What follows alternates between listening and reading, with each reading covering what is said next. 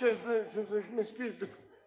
J'arrive, je commence à pleurer, mais je suis ému. Écoutez, pourquoi le monde entier, chaque être humain réussit à le faire et moi je peux pas? Que ce soit les Canadiens, les Sénégalais, les Malgaches, même les Australiens, tous, les Français, les Suisses, tous, moi je peux pas. Et je veux, et j'y arriverai. Il n'y a pas de raison que les autres le fassent et moi je le ferai pas. Je veux payer des impôts.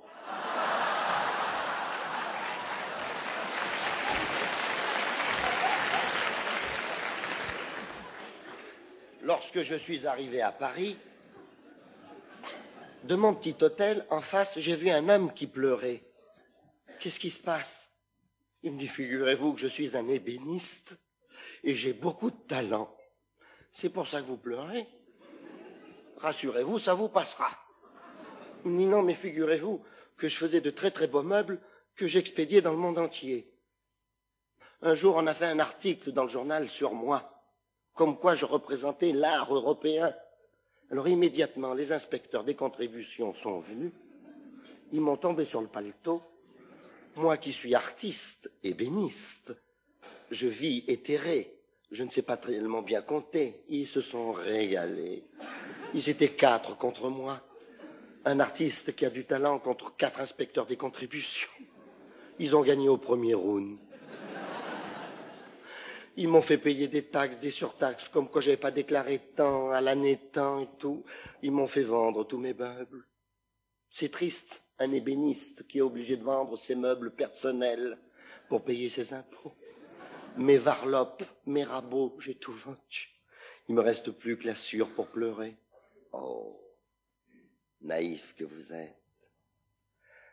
À notre époque, il faut plus faire du grand art. Il faut faire du zizi-gougou. Qu'est-ce que c'est le zizi-gougou? La facilité pour gagner de l'argent. Il vous reste pas quelques petites planchettes de bois, là, dans votre sueur? Si. Eh bien, écoutez, donc, monsieur l'ébéniste, vous allez faire des petits croisillons, comme ça, avec vos petites planchettes, 4 cm de long, 1 mm d'épaisseur, pas plus.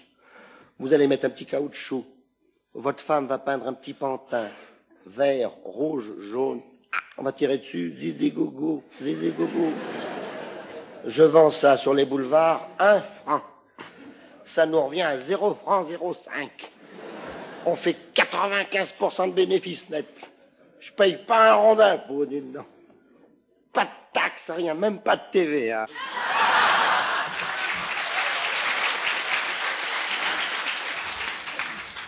Je suis écœuré. Et pourtant, je me dis, il faut payer des impôts. Alors ne pensez pas que je suis... Il faut bien payer les gendarmes lorsqu'ils viennent en hélicoptère sauver les alpinistes perdus dans la neige. Faut bien payer les pompiers lorsqu'ils viennent sauver les gens à 2 heures du matin avec de l'oxygène. Et moi, je ne les payerai pas. Je veux payer des impôts. J'ai été trouver mon percepteur. Il me dit, vous vivez à l'hôtel, on va voir ça. Je vais en parler à l'inspecteur le plus tôt possible. Oui, oui, s'il vous plaît. Il m'a jamais répondu. Je passais à côté de la perception. J'ai été gêné. Je baissais la tête. Je suis le seul être humain à pas payer d'impôts. Je veux en payer. Je vendais toujours mes zizi-gougou. Zizi-gougou.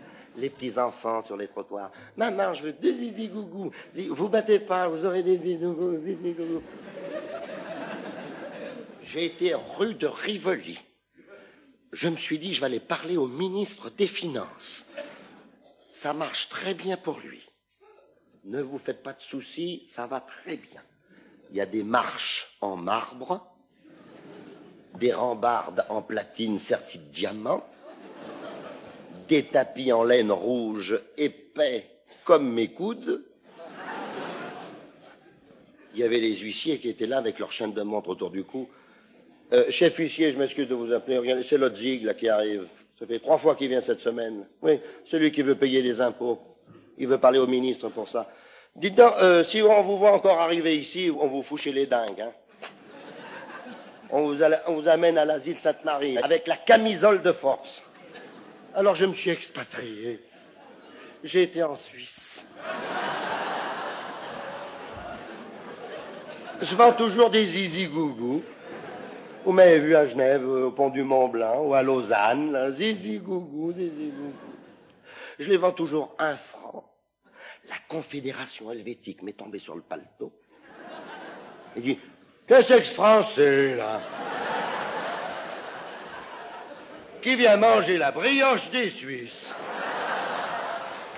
Ils me font payer des taxes cantonales, des taxes sur la fédération. Je sais même pas ce que ça veut dire. Même des taxes pour la défense nationale. Je dis, je suis étranger, moi. Je dis, au contraire, c'est les étrangers qui devraient payer ça, cette taxe. Parce que c'est pas les Suisses qui vont attaquer la Suisse. Bref, je paye 90% de ce que je gagne. Plus de 90%. 90%.